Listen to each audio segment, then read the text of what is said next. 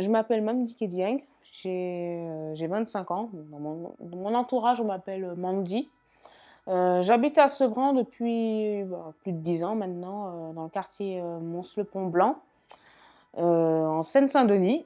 J'ai étudié le cinéma audiovisuel à l'université Paris 8 il y a quelques années de cela.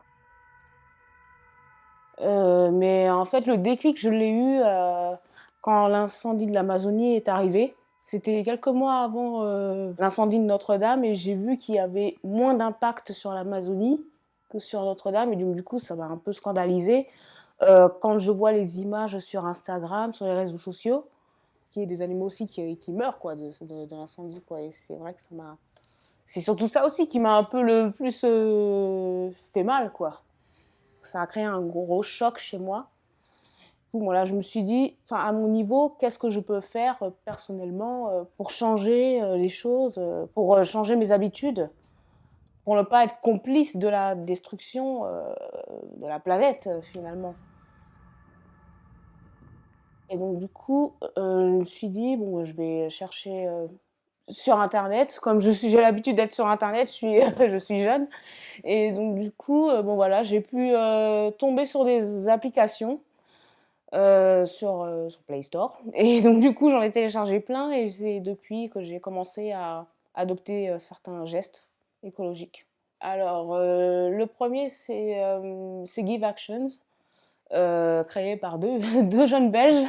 Le principe de Give Actions, oui, c'est de cliquer sur une pub et ça finance le projet qui nous est proposé sur l'application. Par exemple, une ruche pour les abeilles, créer des réserves naturelles pour certains animaux. Ça peut être aussi, même humanitaire, un repas pour un sans-abri. Pour les gestes écolos, je me suis dit, il faut y aller doucement parce que sinon, enfin, si on fait tout d'un coup, on va finir par laisser tomber. Alors, bon, j'ai commencé petit à petit. Du coup, je me suis constitué une petite boîte avec plein d'affaires. Mon kit vert, je l'appelle comme ça. J'ai commencé par acheter une gourde pour éviter les bouteilles en plastique pour de bon. Et depuis, c'est mon grand bonheur. Et en plus, c'est ma couleur préférée. Ensuite, je me suis procuré un shampoing solide.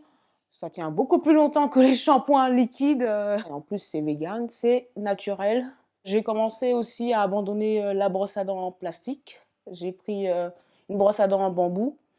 Et comme alternative, le siwak, qui est vraiment traditionnel dans ma famille. Et c'est une brosse à dents vraiment naturelle qu'on peut tailler et qu'on applique sur chaque dent. Et voilà, ça tient beaucoup plus longtemps.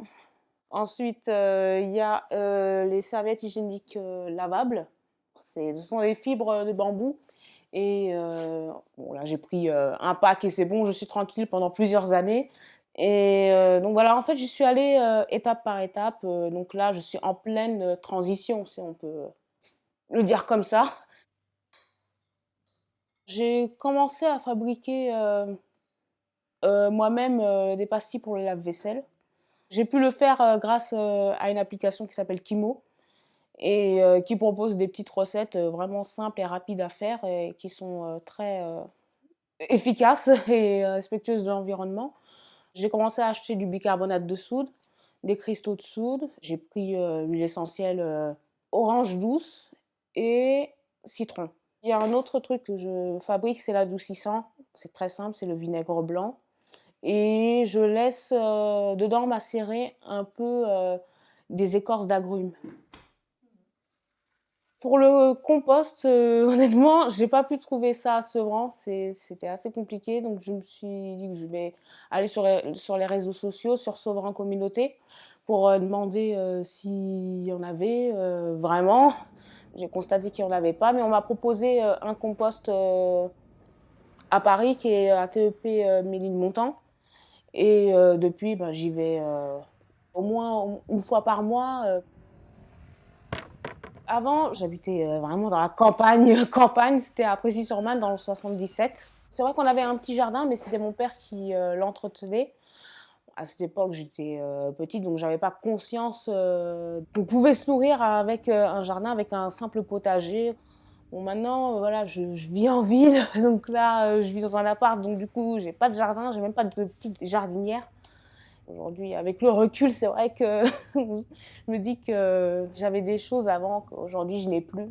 Ça a mis du temps pour me rendre compte que ce qu'on avait avant, ça pouvait avoir de la valeur. Là, aujourd'hui, j'ai une très grande envie de cultiver un jardin et quitte à même partager un jardin avec quelqu'un qui en possède un. Et même plus tard, avoir une maison et pouvoir cultiver mon propre potager, avoir des arbres fruitiers, enfin vraiment pouvoir me nourrir moi-même, être dans l'autosuffisance. Pouvoir semer des choses sans utiliser d'insecticides, de pesticides ou quoi que ce soit. Je me préoccupe surtout pour l'avenir, pour les futures générations. Et quand je dis future génération, je pense aussi, si j'ai des enfants plus tard, ma préoccupation majeure, ce serait qu'ils puissent grandir dans un endroit sain, qu'ils puissent consommer sainement, prendre soin de mon environnement, prendre soin de moi, prendre soin des autres, c'est en quelque sorte mon devoir de terrienne.